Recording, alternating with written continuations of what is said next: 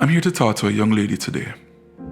Now I know the world has been telling you to be this and to be that, to do this and to do that. And there's a great pull to give in. But I want to encourage you today, don't be a Dolly. Now before you cuss me out and say I'm picking on people, this is a Dolly.